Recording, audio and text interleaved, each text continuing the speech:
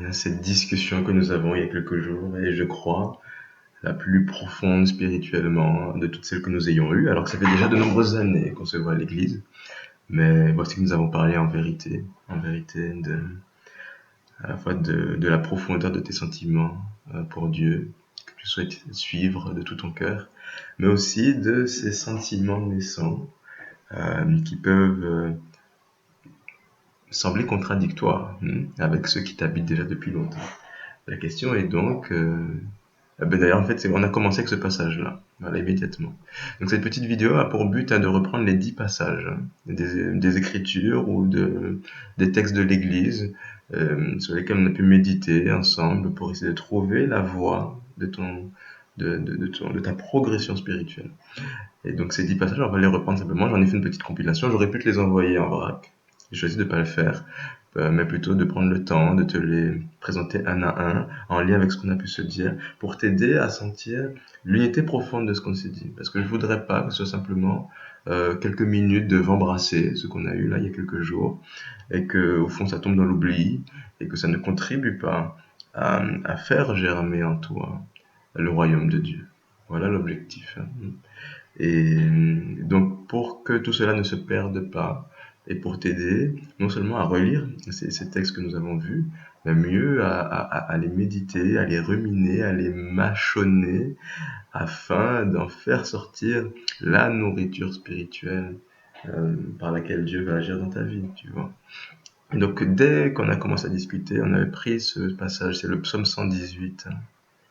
C'est le psaume 118, tu verras. Au tout début d'ailleurs. C'est un psaume qui est très long. Mais au tout début de ce psaume, voici la question qui est posée au verset 9. Comment le jeune garder pur son chemin? C'est vraiment la question qui était centrale de toute notre réflexion.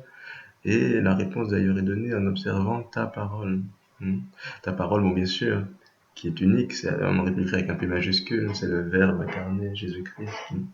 Et on l'a dit plusieurs fois, notre cœur n'est pas partagé en fait. Et en fait, nous n'aimons, notre cœur est fait pour aimer Dieu, avant toute chose. Et donc voici voilà, un passage sur lequel tu pourras méditer ici. Donc c'est l'imitation de Jésus-Christ. Et qui ici dit bien c'est un poème à Dieu, le poème de l'âme aimante vers celui qu'elle aime, Dieu lui-même.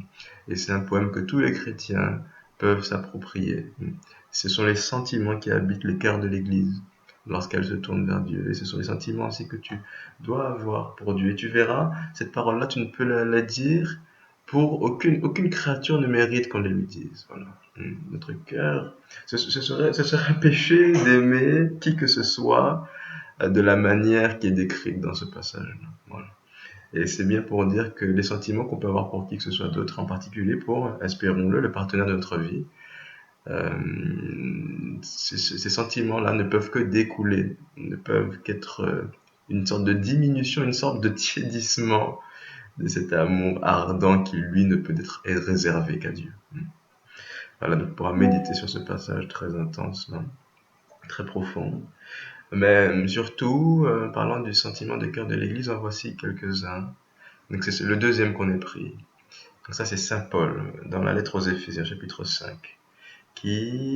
Alors qui décrit l'homme, on a dit le portrait robot parce que justement on va scruter, on l'a bien dit, psaume 118, on va observer ta parole. Et ta parole, où est-ce qu'on va l'observer? Eh bien, de tout ce que nous voyons précisément, et en particulier l'être, cette fois-ci humain, que l'on aime. Et donc, en l'observant, de chercher à reconnaître les sentiments que le Christ a pour nous. Intéressant. Et donc, en aimant un homme ou une femme, c'est l'amour que le Christ a pour l'Église qu'on va chercher. Puisque là, nous sommes dans le cadre d'un discernement. La question est, ces sentiments naissants sont-ils capables d'atteindre leur perfection pour aller, espérons-le, jusqu'au mariage? Eh bien, pour avoir la réponse à cette question, il faut observer. C'est pour ça que le psaume 118 dit bien, je vais observer ta parole. Et on va la chercher. De tout notre cœur, nous allons chercher où ça, sa réalisation donc dans les créatures, et en particulier dans l'être, cette fois-ci visible, que l'on aime. Et donc voici donc le passage clé que nous avons vu. Mais tu pourras relire tout l'ensemble, et encore une fois discerner, voir de quelle manière ça s'accomplit dans la relation que tu es en train d'initier là.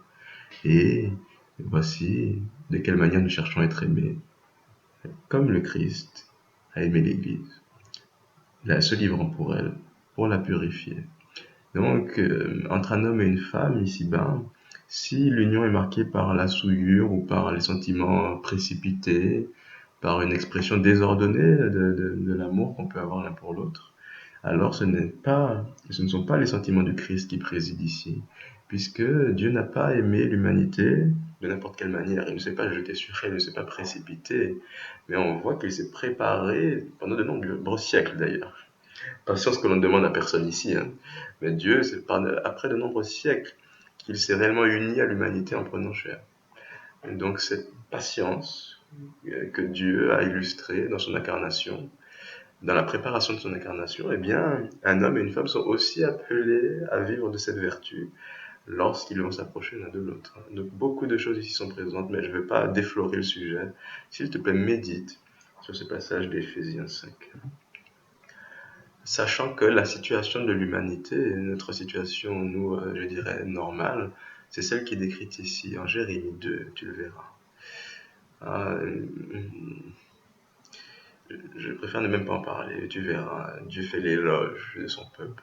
Je, te, je me souviens de la tendresse de tes jeunes années, voyez, l'amour naissant. Et il dit, voilà, je vous ai fait entrer sur une terre riche et généreuse pour vous nourrir par ma générosité. Mais vous, à peine entrés, vous avez profané mon don. Donc c'est la situation terrible de la hauteur de l'ambition que Dieu a pour nous. Et toujours de la médiocrité de notre réponse à la promesse de Dieu et à son appel. Ce passage là, à chaque fois, il me brise le cœur, mais je vais te laisser encore le lire. Un chrétien doit être capable de lire cela en se frappant la poitrine, quoi, en faisant pénitence. C'est vraiment une lecture de pénitence. Comment ne pas se reconnaître dans ce passage-là? Donc il est bon aussi, si réellement vous cherchez l'amour véritable, hein, avec celle qui doit devenir ton compagnon, eh bien, vous devez être capable de lire ce passage-là ensemble et d'en arriver quasiment aux larmes, en fait, puisque c'est notre biographie qui est là. Voilà, voilà. Alors, on a parlé d'autre chose aussi, qui était précisément comment s'attacher à une créature sans délaisser le créateur, comment accorder les dieux des deux. Et donc, voici saint Paul qui nous répond. Donc dans la première lettre aux Corinthiens, chapitre 7. Et donc là, c'est vraiment toute une deuxième partie de notre discussion. Et il n'y a pas notre enthousiasme, voilà. Le chrétien est appelé à être enthousiaste qui signifie étymologiquement d'être en Dieu. Donc cette joie spirituelle, encore une fois, nous la tenons de Dieu. Mais s'il s'agit d'utiliser les choses d'ici-bas, de ce monde qui passe, comme le dit saint Paul, eh bien, c'est toujours avec une sorte d'enthousiasme modéré. C'est toujours avec une certaine sobriété. Donc cette sobriété chrétienne, elle vient de quoi?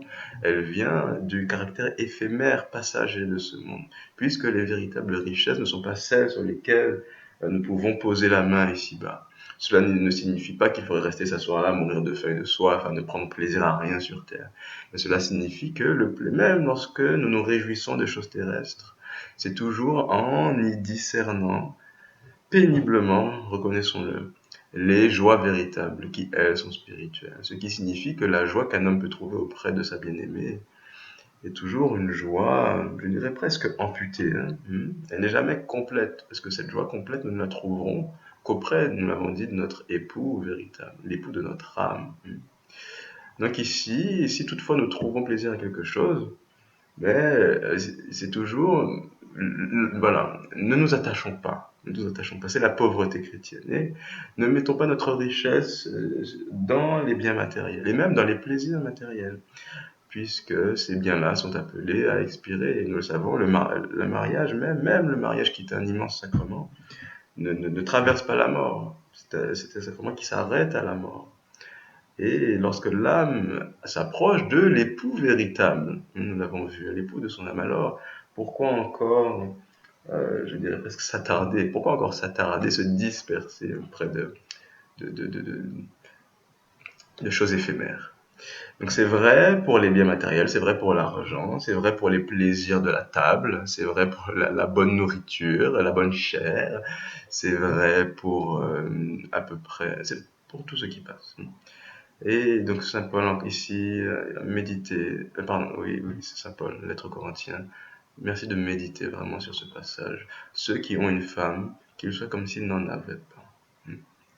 Et donc ça, tous ceux qui souhaitent aimer chrétiennement doivent être capables de passer, de prononcer ces paroles et de les faire leurs. Ceux qui aiment une femme, ceux qui aiment un homme, qu'ils soient comme n'en ayant pas. Cela ne suffit pas qu'il ne faille pas l'aimer, il faut l'aimer intensément. Et personne d'autre que le chrétien n'a poussé l'amour terrestre aussi loin. Mais paradoxalement, nous le poussons aussi loin parce que nous savons qu'il n'atteindra pas son terme en dehors de Dieu. À méditer. Donc voilà, ce passage-là encore est majeur, majeur.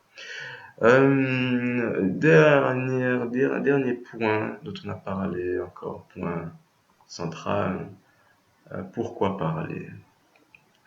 Dans tout ce que je dis, lorsqu'on dit il ne faut pas juger, est-ce que cela signifie qu'il ne faut avoir d'opinion sur rien? Loin de là. Cela signifie que si je parle, c'est pour édifier, pour construire le corps du Christ. Toute notre vie ici-bas, si nous sommes chrétiens, c'est que nous sommes du Christ, nous lui appartenons. Mais précisément, ce qui est chaud réchauffe, ce qui est juste justifie. Parce que le juge, c'est celui qui rend justice. Et notre nature, si nous sommes chrétiens, ce n'est pas simplement d'appartenir pour nous-mêmes au Christ, mais c'est de répandre le Christ autour de nous et de lui donner la croissance pour tout. Donc, si je prends la parole, si je pose mon regard sur quelqu'un, ce sera toujours pour qu'en moi, qu'il reconnaisse sa vocation, qui est de parvenir à la plénitude de la stature du Christ dans l'Église. C'est vrai, donc, pour les personnes qu'on rencontre, c'est vrai pour les personnes qu'on a envie de médire, mais c'est aussi vrai pour la personne qu'on aime. C'est pour ça que je t'ai mis ce passage-là. Peut-être je vais d'abord passer par ici. Tu le liras, c'est un peu long, c'est peut-être le passage le plus difficile de tous ce que j'ai à te donner là. Mais l'amour des époux doit viser à perfectionner chaque jour le Christ en eux. Et donc c'est vrai pour les époux, mais c'est, c'est aussi vrai euh, ici, c'est aussi vrai pour toutes les personnes qu'on rencontre. Et Jésus lui-même, parfois s'est tu. Jésus avait beaucoup de choses à dire, mais parfois il a gardé le silence. Simplement, même là, c'était pour que dans son silence, nous reconnaissions la patience de Dieu envers nos péchés. Donc les époux, lorsqu'ils se regardent, lorsqu'ils se parlent, même lorsqu'ils se taisent, même lorsqu'ils s'éloignent, c'est toujours pour servir le Christ en eux. Donc chose magistrale, là aussi tu pourras voir. Et dernier passage, un des plus beaux. J'ai pris beaucoup de temps pour entendre parler de Marie de cette manière-là. Et si nous devons parler, si nous devons agir, que ce soit toujours par l'imitation de Marie. Elle qui est le moule, c'est le mot qui est utilisé, le moule dans lequel sont formés les saints. Marie est le moule de la sainteté puisque le Saint véritable Jésus a pris chair en elle et qu'il continue de grandir et de venir au monde en nous par elle, toujours. C'est pour ça que Marie est le, le premier secours qu'il y a demandé dans la mission qui est la tienne en ce moment, qui est de savoir si oui ou non les sentiments que tu éprouves sont capables de te conduire jusqu'au mariage premièrement et même mieux jusqu'au ciel. Voilà. Donc tu regarderas ce passage sur Marie précisément. Et dernière chose, voilà, c'était deux autres passages. Euh, tu le liras. Mais dire non, voilà, l'idée c'est de pas aller pas trop vite. Donc tu le liras, c'est très bien expliqué. Mais surtout, celui qui ne sait pas dire non n'est pas capable de dire oui. Son oui n'est pas vrai s'il n'a pas, si en fait il n'est pas capable de dire autre chose que oui. Voilà. Et donc il est bon encore une fois, de faire preuve de patience, de montrer que le oui n'est pas automatique, que sûrement même de se frustrer, de se contenir, sûrement, c'est le mot. Non pas pour le plaisir de dire non et pour bouder. Et en fait, dire non est une preuve d'amour qui est souvent plus éloquente et plus profonde, plus expressive que la permissivité ou le laisser-aller qui conduit à dire oui à tout. Voilà, que le partenaire ne se dise pas, puisqu'il y a un temps où on m'a refusé une faveur, que les sentiments sont morts. Si nous en sommes là, c'est que les sentiments ne sont pas encore mûrs et véritables. Voilà. Nous n'avons pas encore l'amour du Christ, puisque lui patiente. Hein. Regardez tout ce que l'Église lui fait subir, tout ce que ses apôtres lui ont fait subir. Il n'a pas dit, mais si c'est ça, je m'en vais. Il est revenu, il a dit, la paix soit avec vous. Bien, donc voilà. Et dernier passage, celui-ci. Il est un peu long, mais il est très facile à lire. Et surtout, la fin est très importante. Il parle de Casimir, celui qui aime le sucre et le doux, le facile, l'accessible. Voilà, donc tu verras, c'est Monseigneur Macaire qui en parle, qui dit, mais en fait, non, ça c'est resté un enfant. Mais l'adulte, ici, l'homme adulte dans l'évangile, en plus de Jésus, c'est aussi Saint Joseph. Et donc, il y a une très belle méditation sur Saint Joseph qui est à la fin. Mais surtout, il y a beaucoup d'autres choses là sur la valeur de la chasteté. On en a un peu parlé, mais il va te la décrire beaucoup mieux, de manière assez longue. Il y a quelques mots en créole, mais tu y survivras.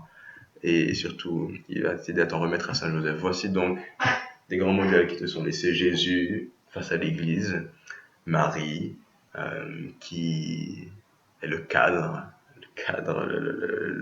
l'architecture de la sainteté, et Joseph, l'homme mûr, et capable d'endurer précisément la pauvreté, l'abstinence, la frustration, et qui sont des vertus en fait très masculines, mais par contre ce ne sont pas les vertus des garçons. Voilà, Joseph a les vertus que les petits garçons n'ont pas, mais vertus que tous les hommes véritables doivent aspirer à obtenir. Donc, voici de quoi méditer. Il y en a beaucoup, prends ton temps, il n'y a pas d'urgence. Si tu recevais l'enseignement de toutes ces lectures, en ce qui me concerne, il me reste encore très peu de choses à t'enseigner. Que le Seigneur te garde sur ce chemin de perfection sur lequel tu désires marcher. Je prie pour toi.